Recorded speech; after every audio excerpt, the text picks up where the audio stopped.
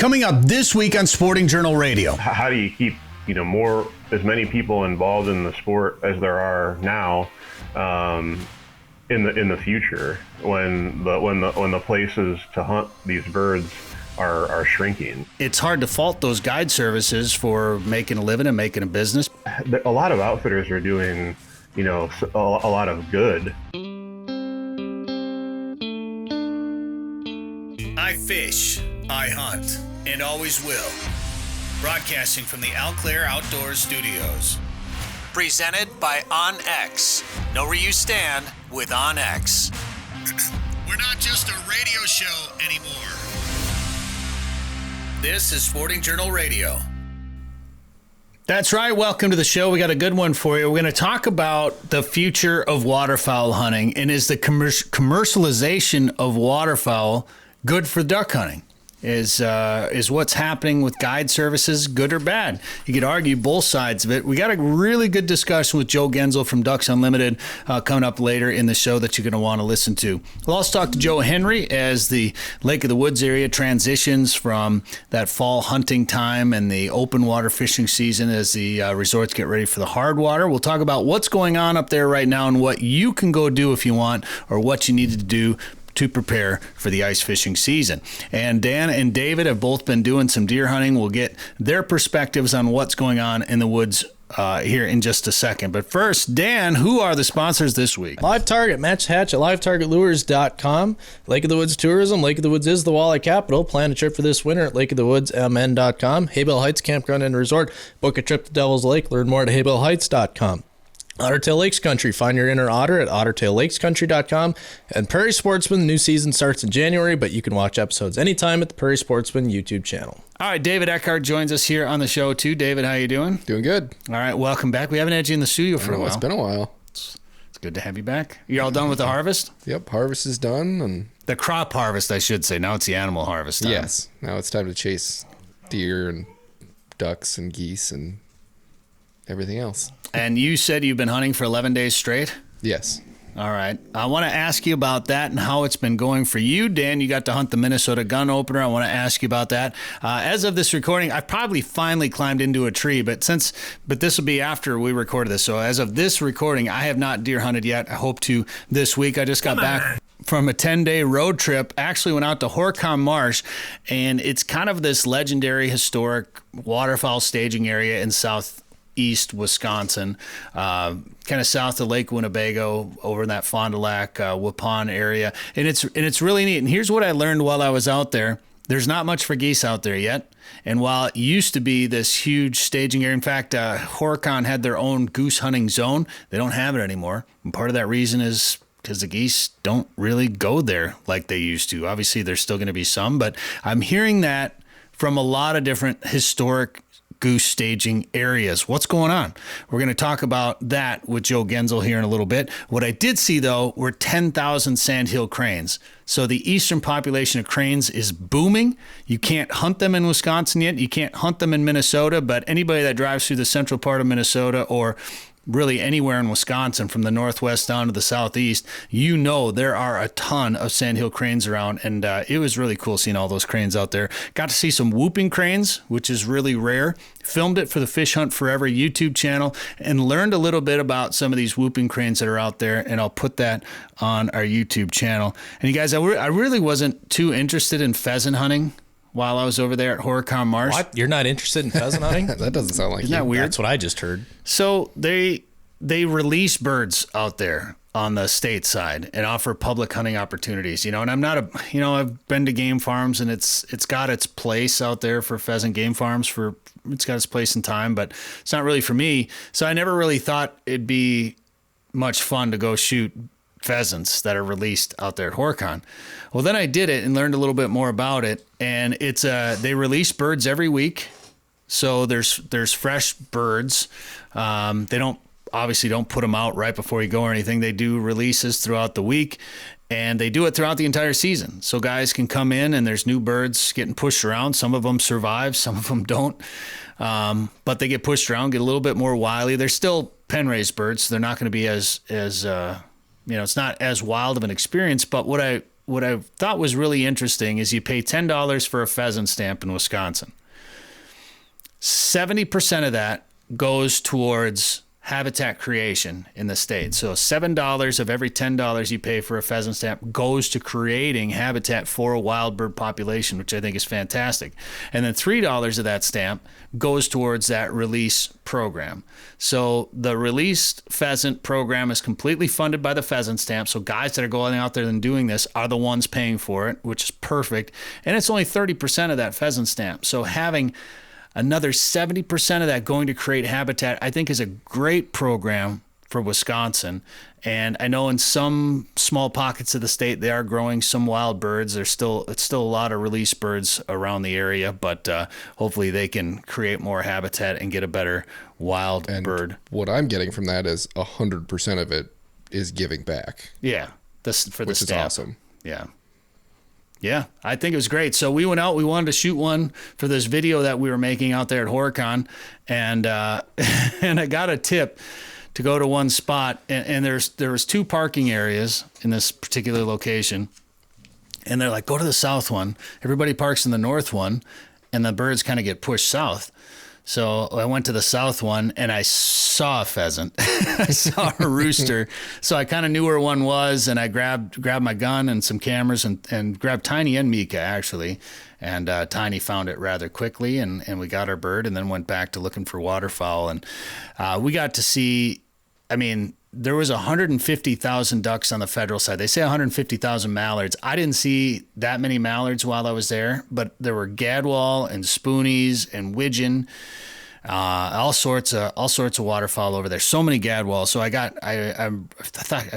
just think I got some really cool footage of some of these ducks. I'm really excited to share that on the Fish Hunt Forever YouTube channel. So go there and check it out while you're online. Make sure to follow us on social media as well. Sporting Journal Radio here on YouTube, or Sporting Journal Radio on Facebook and Instagram. And Dan, you put a poll up on our Instagram page today. I sure did. We wanted to look, because we've been talking about deer hunting. That's the hot topic in Minnesota right now. And we wanted to know how deer season went for you guys. So I put up a poll on how it went for everybody. Well, let's see if I can do this here.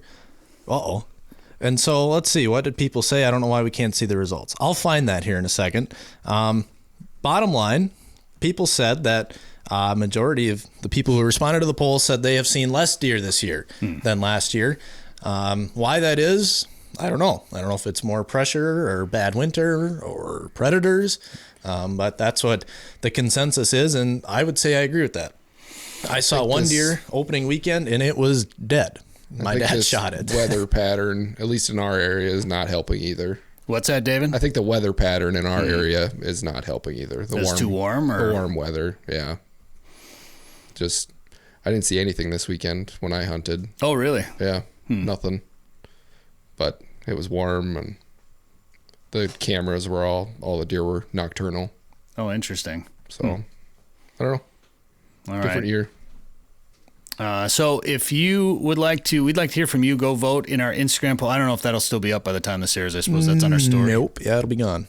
But right, just go there anyways. Check out our Instagram. You can watch. That's right. We put up snippets of the show every week that you can go check out, and then, or you just watch the full show and you don't have to do that. But go give us a follow on Instagram if you haven't, at sporting.journal.radio.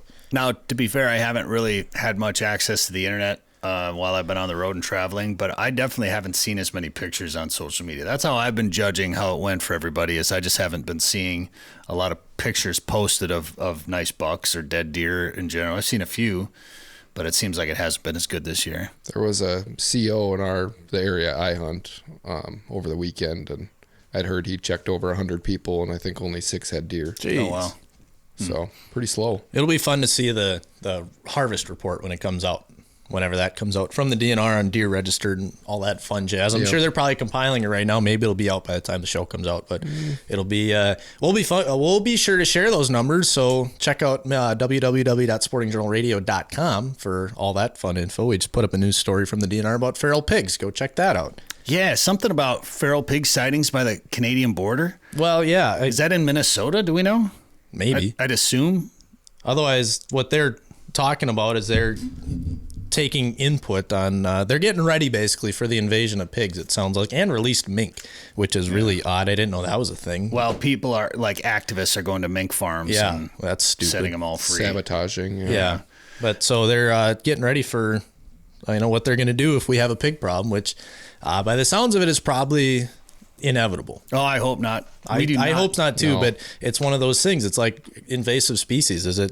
It's probably coming, so let's get ready for it. Maybe it doesn't, but it's better to be ready for it than just have 1,000 pigs show up and we don't have a plan for it. We don't need it, and I've hunted them in Texas. David, I know you've done it. It's fun. The meat's good, blast. but the damage they do is ridiculous. We don't. So if you're listening or watching this and you're like, "Oh, dang, it'd be so much fun to have feral pigs to hunt around here," don't do it, man, because that's what's happening. Is people are just taking them and releasing them, so they got something to hunt around there. It's like it's a bad idea. Don't do it.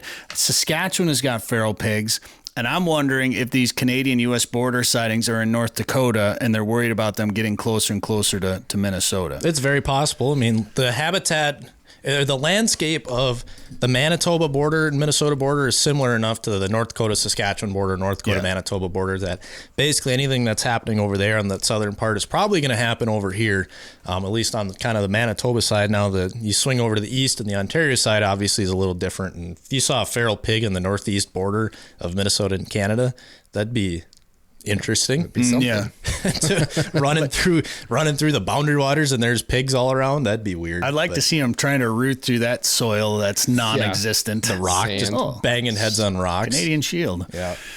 Well, if you want to grow big deer, you got to manage for big deer. And I don't know if we'll ever do it again here in Minnesota because of CWD, but Iowa now has a new requirement this year that hunters who harvest a buck must measure and report if the animal's main beam is above or below 14 inches. And it's not, it's not an APR restriction on what you can shoot, but if you shoot one, you have to measure it, and it helps them track and age the deer, and it helps them track to see if they're growing big bucks down there. So is that something you guys would like to see here in Minnesota? I would just, Better management? Yes. yeah.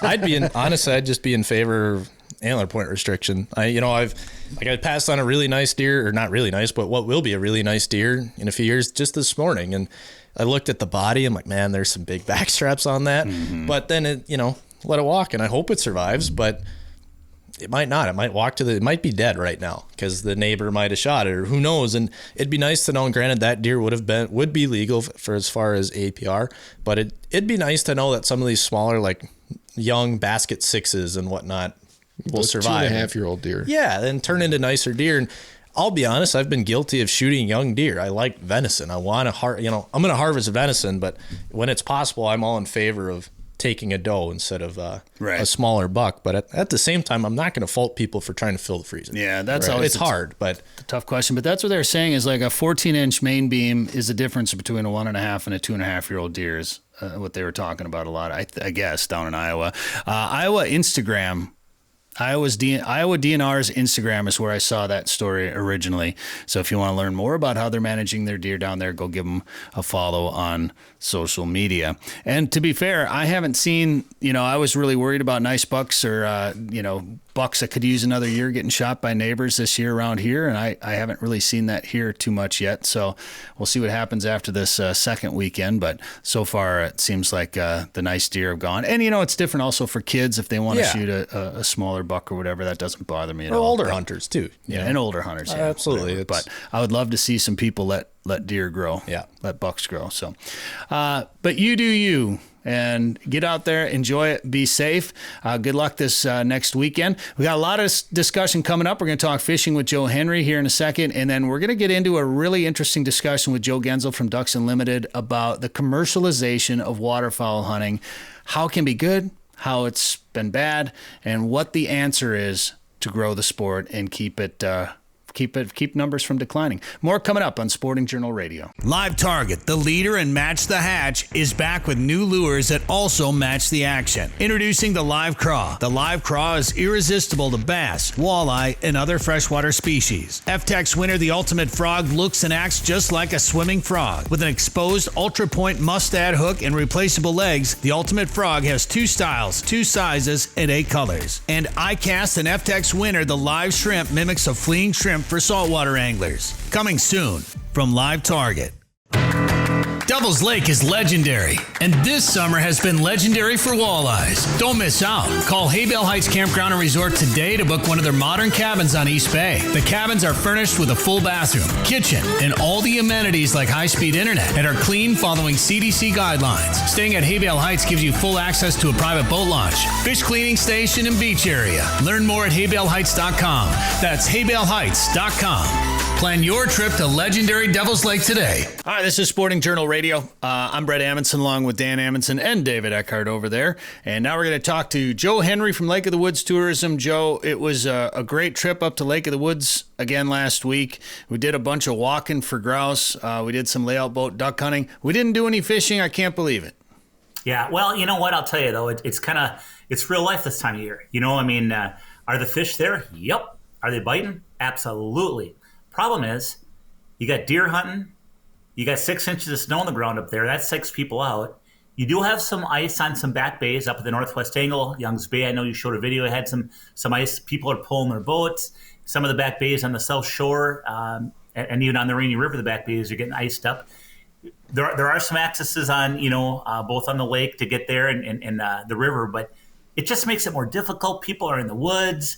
People are looking forward to ice fishing. I mean, it's just that part of it. Now, I tell you this, just watching social media, some of the guides, a lot of the people that are fishing right now are guides, just fun fishing. And yeah, they're out doing real well fishing. I know, I won't mention names, but I mean, a bunch of them are out. In fact, they're catching walleyes on the river, and they're also catching some nice sturgeon too.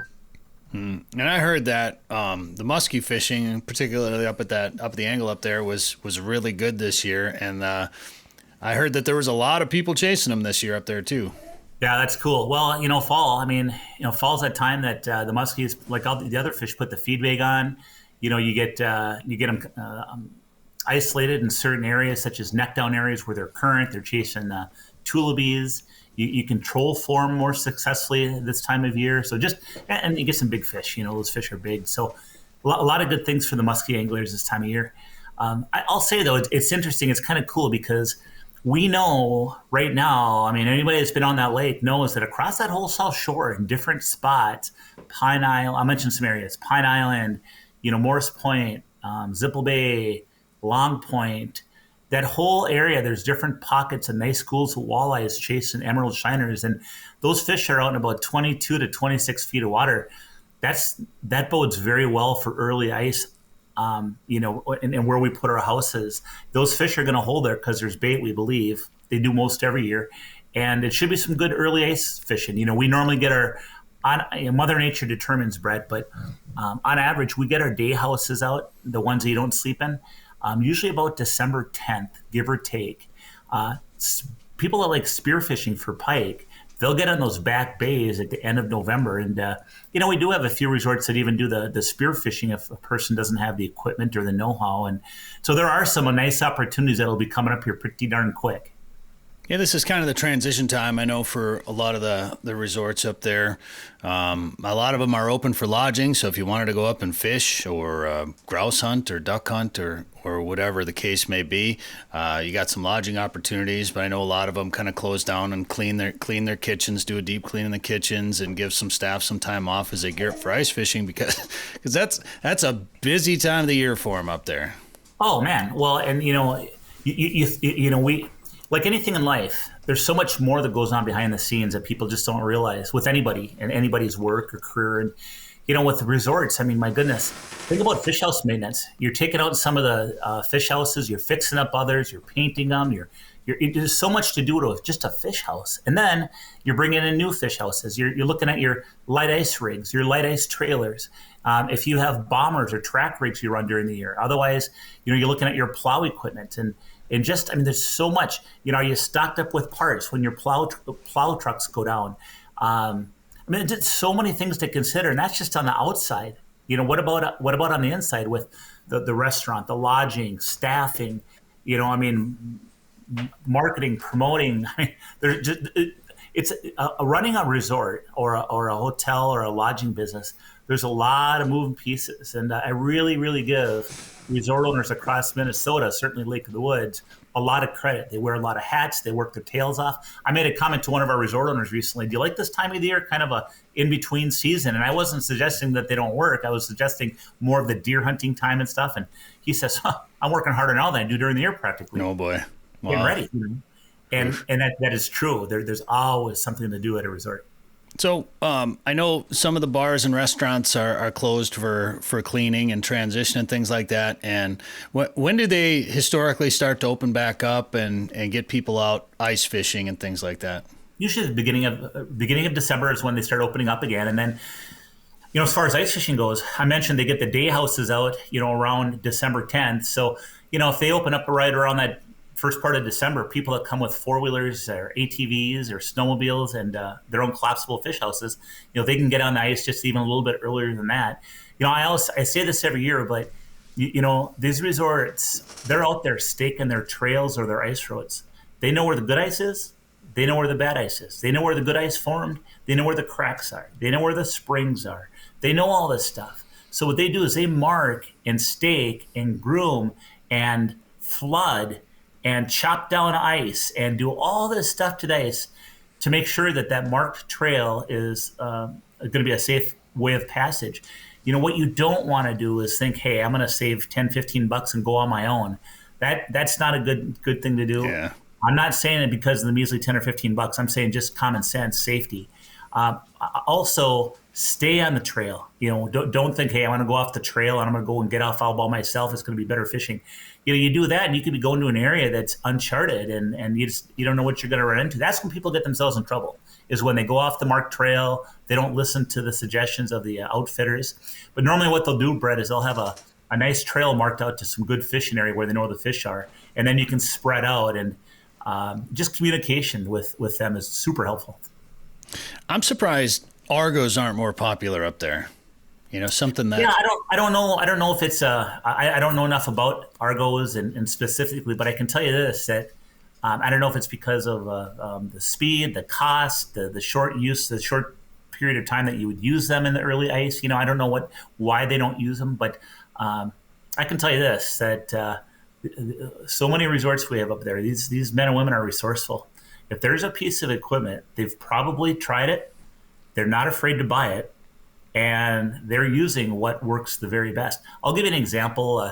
Some people use those track rig kits they put on wheels of a SUV or something, and those are good in certain applications. But many of our resorts that run, bombers and also track rigs, they kind of learn that small footprint of that track over a wheel, that can fall into a crack and get stuck or can break or whatever the case. Whereas you got those long tracks, those long skis of a track rig or a bomber, and it can float over all that stuff, no problem. Plus it disperses the weight on the ice so nicely versus having those pressure points.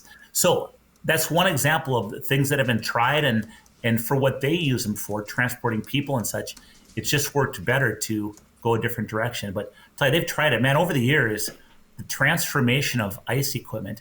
I mean, they've used those great big machines with the huge tires they used to use up in the tundra in Alaska so that they wouldn't hurt the environment up there. They've used those. They've used hovercrafts. They've tried so many different things, and they're using what they're using for a reason. Do you want to talk about where you're headed today? Well, I'm just heading down to St. Paul. I have to do a little bit of a testifying on behalf of the tourism industry in Minnesota. I'm on a board of directors for both the Minnesota Association Convention and Visitor Bureaus as well as Hospitality Minnesota. And, one of the things we fight for and advocate for is, tourism in Minnesota. And every once in a while that might mean I have to go down and testify to make sure that our lodging tax stays intact and different things like that. So today's one of those days I have to put a suit on and shoot down to the Twin Cities and wear a different hat myself. And then, of course, I'll get back to Lake of the Woods and everything that it has to encompass. Well, good luck in the Twin Cities. We'll be praying for you. What aspect is it that I'll do well? That I'm safe? What aspect of that, Brett? You let your imagination take over. Well, I knew I'd get Danny going on that one, boy. I know I'd wake him up. Well, and you lived there for 18 years. The flashbacks come back. Yeah. All right, Joe. If people want to plan a trip to Lake of the Woods, what should they do? You know what? Hey, check out our website, and that is lakeofthewoodsmn.com.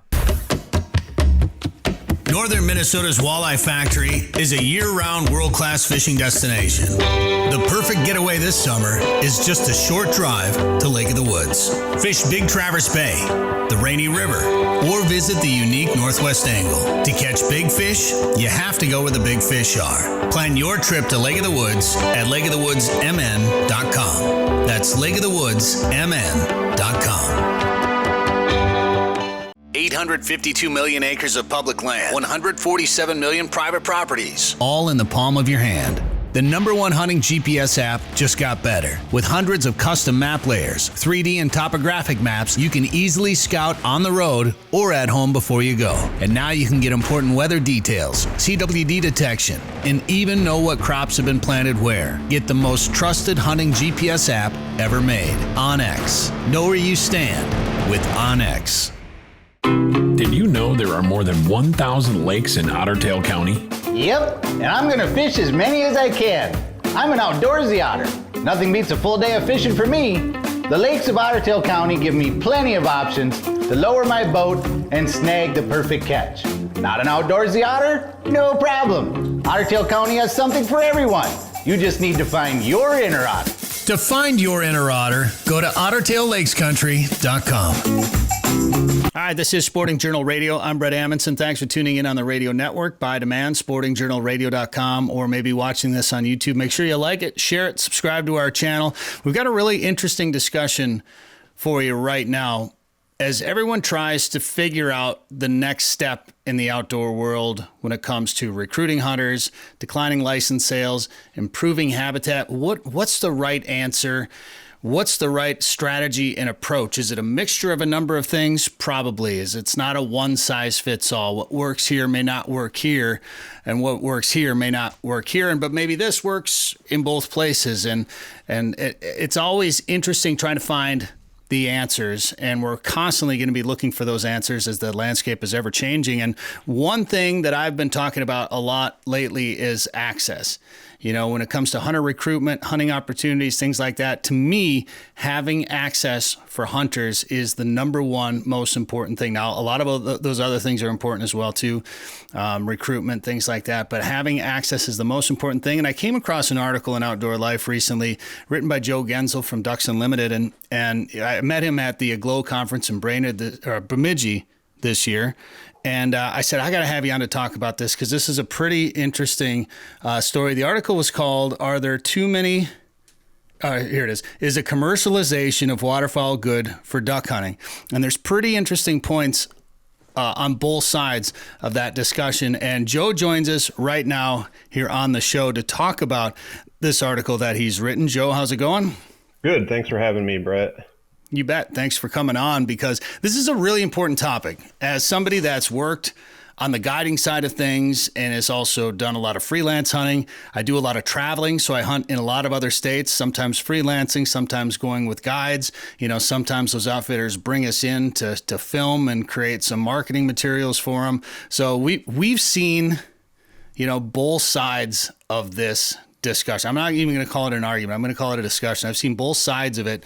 And to really, I think we could really spend a lot of time digging into this discussion. But where did this article come about? Why did you decide to write this article? Well, I think I wrote it a few years ago. I was still working at Outdoor Life, and I think like a lot of it stems for me from coming from a place where there isn't a ton of access. So I live in Illinois.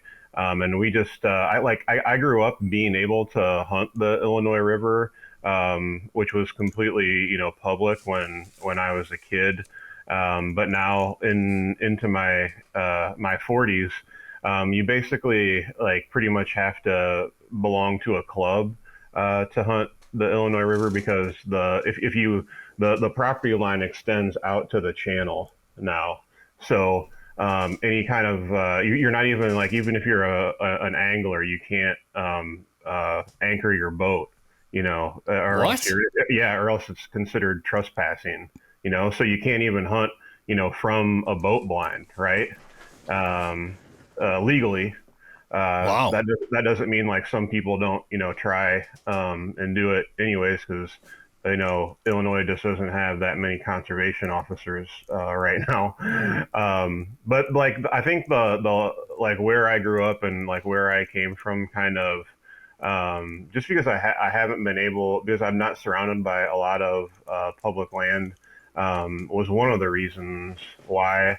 But also like you guys, I've been able to hunt, around the country and kind of see like what has happened in different states in terms of, outfitters, leasing up properties, and like and my gripe, like I don't, a lot of outfitters are doing, a lot of good Right. for ducks. I mean, any outfitter that's creating habitat, that's important stuff. It's expensive to create wetlands, so like I don't begrudge anyone that's doing that. I guess at the same time, it's just a lot of my buddies like grew up in these rural areas in like Kansas, Oklahoma, and basically like they just kind of lost out on those places to hunt because there's like just this infatuation with getting 10 or 15 guys in a field and killing 100 lesser Canadas. It's just like they basically just kind of like lost out on their their boyhood spots. And so I just wanted to kind of like dive a little bit, deeper into that. You brought up a good point that a lot of these guide services are creating habitat, and that's kind of the capitalist model, right? Where private businesses are creating jobs, are benefiting habitat, benefiting wildlife at maybe the expense of some of the people that can't afford to do it. And that's obviously the negative impact of it, but we're not relying on some state agencies to take our tax dollars, take everybody's tax dollars or license sales dollars to go try to create projects. We all know how it is when the government's involved. It doesn't always go the right way. It doesn't always go the best way. Sometimes it takes forever. Sometimes they do great work, of course. But being able to let private entity or private citizen business be able to create some of that habitat is good. But then you run into a problem where you hear guys in the South talking about all this habitat being created in the middle part of the migration, short stopping birds, or leasing up all the land that some of the freelancers used to hunt out. You hear the same argument in deer hunting too, that bow hunters are leasing up all the land or hunting all the land and keeping it private, and you can't go knock on the door down the road anymore to deer hunt. A lot of that is happening with waterfowl too. So, trying to figure out what the right answer is, it's a difficult question, isn't it? Yeah, it is, because I mean, I think the answer is different for like depending on where you live. Yeah. Like I live in Illinois, and it's not really an outfitter problem, it's an access problem. There's just not that much property here to hunt. Good, what I would call like good duck hunting, unless you like have a considerable amount of money to pay for those properties or invest in a club. Like my workaround is, I border a lot of other Great Lakes states. There's a lot of public land around the Great Lakes. And so like I kind of look at my calendar, pay attention to the weather, and, go to some of those places, maybe 2-3 times a year, to have, a couple good hunts, each time. And then like I have a couple of, places here that when the weather is like absolutely, perfect, we can do pretty well. So just kind of I mean, like you said, I mean, it's hard to know. Like if you live in Oklahoma, or Kansas or North Texas, like I don't like it's just tough. I mean, I've hunted Southeast Kansas for several years with one of my buddies, and the river systems are still pretty accessible in some areas, but also like you have to have all that gear. You have to know what you're doing, Right. and there's only like certain times a year where you can really shoot.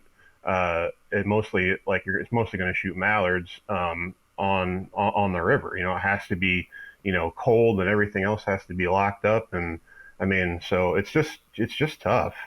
It is really tough, and waterfowling is not a cheap sport to freelance in. You need all the gear, and if you want to chase divers, you need diver gear and boats and waders. If you want to hunt in the field, you need field decoys and layouts or A-frames. You need specialized gear for the type of waterfowl hunting you're going to do. So I know a lot of guys that maybe they've got a little bit extra income. They have no problem paying a guide to go do it because it's a small investment compared to the larger investment, particularly if you don't have enough time to justify that expense of buying all that equipment yourself. And like we just went on a layout boat hunt up at the Northwest Angle, and it was 15 degrees out. Like, I'm not going to go do that. I'm not. Dan and I went and do that. Dan, are you going to go buy a layout boat and go up to the angle when it's 15 degrees outside? No. No. I'm very happy to just pay someone to take me out and do that. Right. And they had, it was Forrest Husett and Andy Reeves, and, they got a duck tune as a tender boat, and then Forrest has his brand new, Lund with a 250 on it or whatever it was.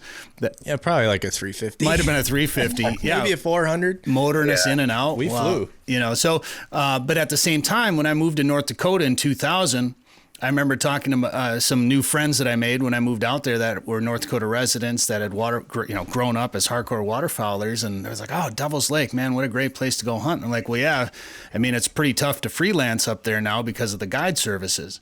Yeah. And it's hard to fault those guide services for making a living and making a business, particularly when it's legal to do so. But as a freelancer, I never went anywhere near Devil's Lake. So, when you're talking about a big historic staging area for waterfowl, it's tough when you miss out on that opportunity. So it's a tough question. Yeah. And like that's honestly, I mean, why, one of the reasons like I just hunt by myself a lot of times, just because, it's easier to get, a decent hunt in, like and I hate to say that because, you want to bring like more and more people into the sport, but like for me, like personally, where I go, it's really not going to be like much of a hunt for more than one person. Now I've definitely taken people and be like, hey, you're just going to shoot, but I can't take like 4 guys in there because there's just not it's just not going to be much of a hunt. I could take you out there and, show you the sunrise, and you could watch some ducks, work into other people's wetlands, but like you said, it's just like it's hard to find that. It's hard to find stuff like that when it's just not very accessible. And I think we had talked about beforehand too is like being a parent and trying to take your kid duck hunting. I don't know what, like when I grew up, my dad could take me to like a farmer's pond that had a couple 20 ducks on it, and we could have like a pretty fun morning. That's like just getting harder and harder to do, because people are leasing up ground that those cattle tanks are on. They're not necessarily after those 20 ducks, but they have the permission. They've given, they've paid the farmers, so much per gun. So they're not going to let, you just come in there and, shoot a couple birds. Yeah. Well, it's interesting to see what's happened to some of those areas too. I just spent time out at Horicon Marsh historic staging area for Canada geese. I live around, I spend time around the Lac Parle Refuge in western Minnesota. You talk about some of these areas. In fact, you were in this article, you were talking about the Illinois River, which used to be a big area for Canada geese.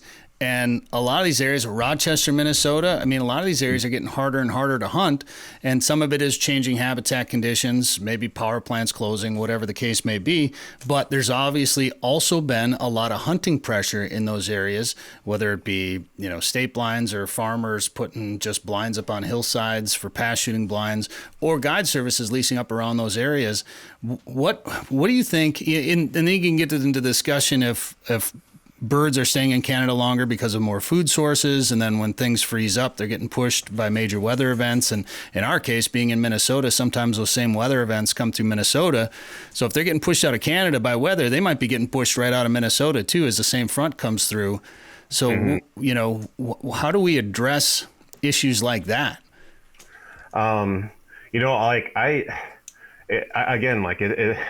It's difficult, to say, but you just kind of have to be as a hunter more migratory, you just have to be willing to travel if you, want to get on good duck hunts a lot of the times, or if you want to sustain it, or you just have to be happy with, what you get in the window that you do. It is, man. It's just I grew up here where, Fulton County is about 20 minutes from me. It was a huge area for Canada geese. There was a power plant there that kept everything open. You get, upwards of 250,000 Canada geese at the height of the migration. And there's a pit in every field. Now it's a ghost town, nobody here field hunts for Canada geese. I finally sold my honker decoys this year after, I hadn't been I haven't field hunted in probably, 7 or 8 years. And guys drove down from the suburbs of Chicago to come get them, because they don't really, go any further south than that, or if they do, they don't come to Peoria anymore. So yeah, I think you just have to be more adaptable to the migration, and be willing to go where they go. And not everybody can do that, and that's right. That's the tough part about it is, how do you keep as many people involved in the sport as there are now in the future, when the places to hunt these birds are shrinking. That's so interesting, because everything, we've been talking about that here in western Minnesota for a while now. And when I first moved out here about 10, 11 years ago, we'd still get 50, 60, 70, 80,000 Canada geese staging up out here. And now, what have we been at, 10,000, something like that? If we're lucky. If we're lucky, we get 10,000. And that's all happened in the last 10 years. And when I was out at HorrorCon this past week, they all were saying the same thing. In the last 10 years, everything has changed. And now you're saying in the last 7, 8, 10 years, whatever it's been, things are changing down there too. So is it hunting pressure in these areas? Are the birds dispersing? Are they using cities, which are essentially giant refuges, more often? Are they migrating later, or what? I'm starting to see a pattern here, I guess. Mm-hmm. I honestly, couldn't, say.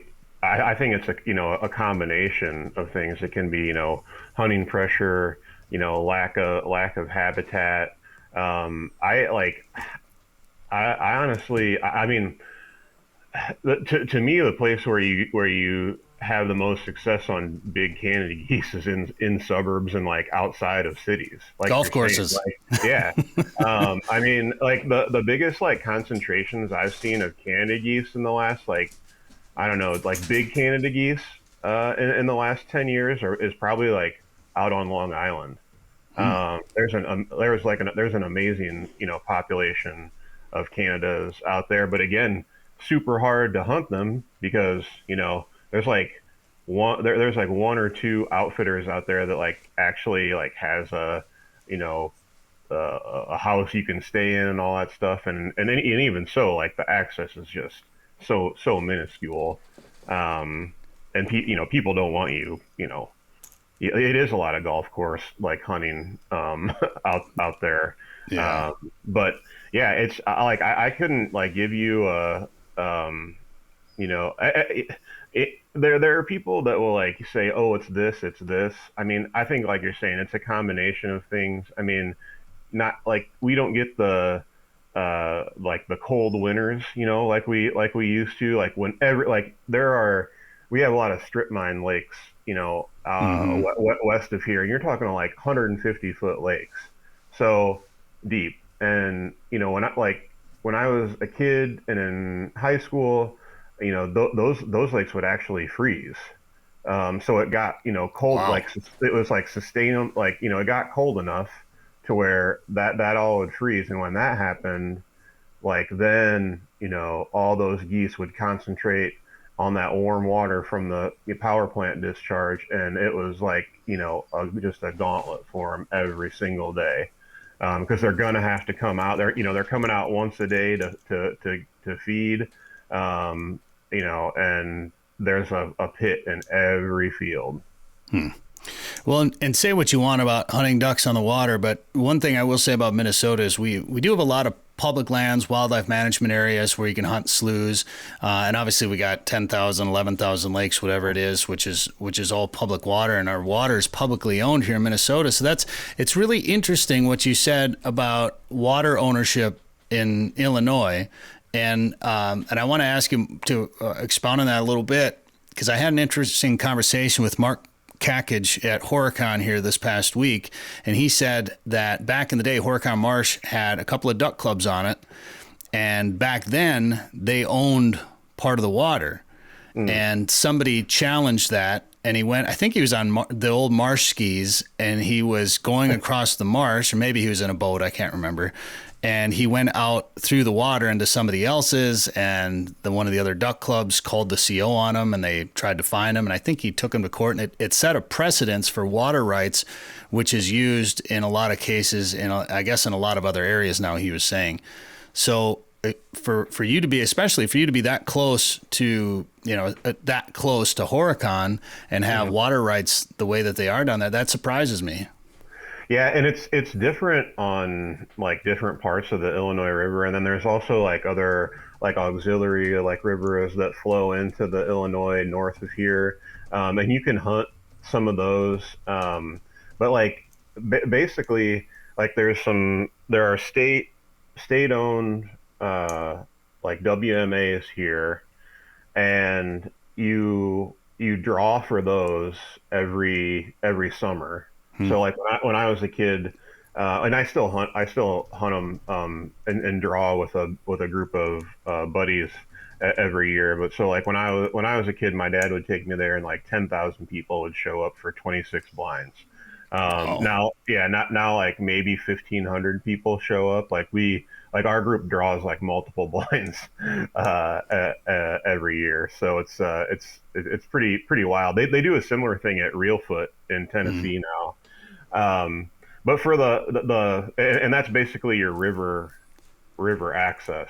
But I don't I don't understand like why I don't understand a lot of things that Illinois decides to do. But I don't know why that rule, like all of a sudden somebody decided to implement that rule. And I don't know. We also have it's confounding and confusing. Even for me, even if you own the property that borders the water, like if you have neighbors that are within like 300 feet of or 300 yards of where you'll be hunting, you need to ask them for permission too. oh wow. Yeah, I don't know if that's the exact like yardage, but it's something like that. Because Is that a safety issue then? I mean I have no I guess, but but I mean, I think it's just like, it's just like kind of another like hoop, that you have to. That's so wild. And I mean, I guess if I owned the land, I was going to say it'd be great because I would love to own the water in front of my place. But Yeah. if you were fishing the river, and I don't know what kind of, fishing is good there or not, but if you were fishing that river and you got on a hole for walleyes or catfish or whatever the case may be, and you want to anchor up and some guy starts yelling at you, get off of my river, Yeah. Well, yeah, I know that. I mean, well, number one, like this year was like the first year in my lifetime that the IDNR decided, like, made it safe to eat fish from the Illinois River every day. Like, you weren't supposed to eat it like more than 3 times a week or something like that. Mercury. So, yeah. Well, and also this is like, you could probably make another podcast out of this, but the flow of the Chicago River was reversed. I don't know how many years ago, so that it, like, all of Chicago's crap essentially No boy. flowed downstate into the Illinois River. So they've actually done like a pretty good job of cleaning it up. But it's also like been like silted in too, because like all the trees have been cut to the to the riverbank, and fields tiled, and all that water. It's like when it rains, it's just basically Pours in. dumping in. So All right. For our radio network, we got to let you go, but we're going to continue this conversation with Joe Genzel from Ducks Unlimited on the podcast. So if you're listening to this on the radio, go to our YouTube channel or download the podcast at sportingjournalradio.com. So what do you think? I'm sure you've done some hunting in Canada. Manitoba changed some non-resident restrictions, and this past year went to a lottery, which I've been told was going to be a guaranteed draw for the foreseeable future. But I don't have any. I don't know. I don't know how many people applied for tags this year. I haven't looked into numbers at all, but I'd be curious to see how that goes. And I was worried about other provinces, say Saskatchewan, following suit. I don't know if they're going to now or not, but I have no problem with protecting. I know Kansas changed some non-resident stuff. Nebraska and South Dakota have for turkey and some archery things. I have no problem protecting the residents and their opportunity to hunt and creating access for the people that live, work there, pay taxes, etc. I have problems with guys like us who are able to go, say, to Manitoba or Saskatchewan for multiple trips. Maybe most guys can only go for 7 days. If they're going to limit you to 7 days in Manitoba, that's probably great for the majority of hunters. But for guys like us that can make multiple trips and might spend, we spent, I think our trip to Saskatchewan this year, I spent like $3,000 or something in the province. So if I can do that in one trip and I can come back for another trip, that's just money that they're going to miss out on. And it's not like a whole bunch more hunters are coming in. Now, if you want to keep me from leasing land while I'm there, fine. You want to keep me from running an outfitter business while you're up there, that's fine. But if I can come up and hunt multiple times, that's probably the most important thing for a guy like me. In Canada, the outfitter system is different. And in the States, as you know, every state manages their outfitters a little bit differently. Some need to be licensed. Some need to be insured. Some guys are just fly by night. Some guys just run under the radar no matter what. Maybe the answer is a better way of regulating those outfitters. Now, I'm not all for more regulations, more restrictions, more taxes, more government. But the way Canada does it, maybe that's the answer we need moving forward, where a certain area can only have so many outfitters, and those outfitters can only have so many outfitting days in that area. And maybe that would help solve this problem a little bit. Yeah, like, and the first thing you talked about is Canada, regulating, like not non-residents, essentially, Americans from, how much they can hunt there. And I definitely, get that. But like on the flip side, Minnesota duck hunters have such a tradition of going to Manitoba, and I think that stinks that like that's in jeopardy, Right.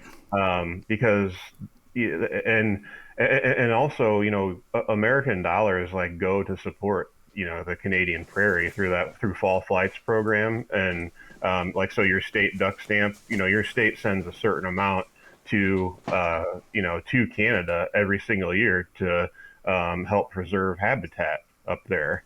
So, you can make the argument. It's like, well, we're also, we're paying to preserve the prairie, and then you're going to like restrict us on, what we can, when we can and can't hunt up there.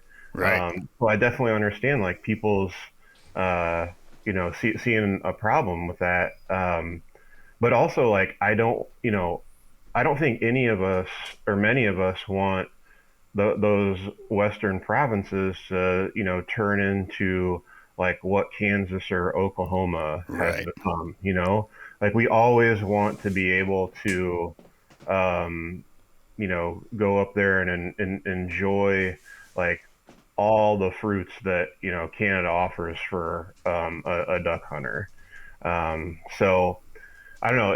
It's another, another issue that doesn't have an easy answer, because if you allow non-residents to freelance hunt up there, there are gonna be people that like just run hunts, without a license, without adhering to the restrictions Canada puts on outfitters. And I think like, that's one of the reasons Manitoba kind of implemented the rules that they did. So yeah, it's another like just tough situation that doesn't have, an easy answer to it. But like in terms of regulation, like I definitely think every state at least needs to know like how many outfitters they have in their state. Like if you are an outfitter, like if you ask somebody at the DNR in Kansas, like how many outfitters are there in Kansas, they can't tell you, because there's no license. If you have a hunting license, you can be an outfitter there. So like they don't even, so they have no clue like how many guys are out there guiding clients. Yeah. That's just not, I mean, I think that a lot of like some of those, officials would be surprised at like how many outfitters are in a single county. And they're also just not taking, they're not taking advantage of what like a financial boon that would be for their state and the habitat in their state. If you like, I think if you make the point of entry for a guide a significant amount of money, like that's going to weed out a lot of the people that are just doing this, running this out of motel rooms and leasing fields. I think you're going to get a lot more outfits that are interested in developing the habitat, like buying the land and then turning it into wetlands. So that's definitely one way I see to creating a little bit more regulation in duck hunting. Well, it's a topic we could talk about probably for hours. And, I've got friends that are outfitters and I got friends that are freelancers. And like I said, I've been on both sides of that. So I see both sides of the argument. And at the end of the day, what do we want? We want more ducks. We want more hunting opportunities.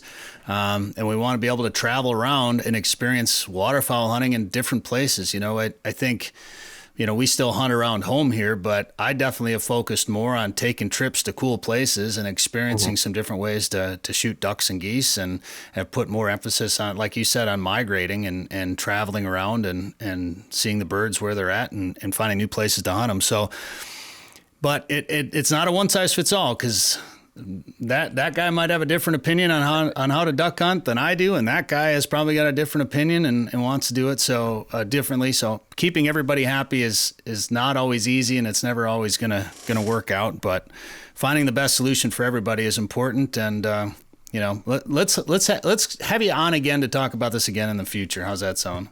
Yeah, and that sounds good. And I mean, I just wanted to say too, is like there are so many outfitters that have given like so much back, to the resource. This isn't like I'm not, here to, disparage, outfitters at all. I mean, I've learned so much from them. Like I've become the duck hunter that I have because I got to hunt with like knowledgeable guides. Some of my best friends are hunting guides and have helped me so much. So, there's plenty of good in what guides and outfitters are doing. Yeah, so maybe the answer is some sort of putting some caps in there, some regulations to tighten it down just a little bit. Maybe that's the answer, because I agree with you there. We're out of time, though. Joe Genzel, Ducks Unlimited. It's a great conversation. Let's do it again. Thanks for the time today on the show. All right. Thanks, guys. Sporting Journal Radio is a division of Macaba LLC. If you've got a question, comment, or story idea for us, send us an email. Go to sportingjournalradio.com. While you're there, you can learn how to advertise on the show and visit our store for hats, hoodies, coffee mugs, and more. Go to sportingjournalradio.com.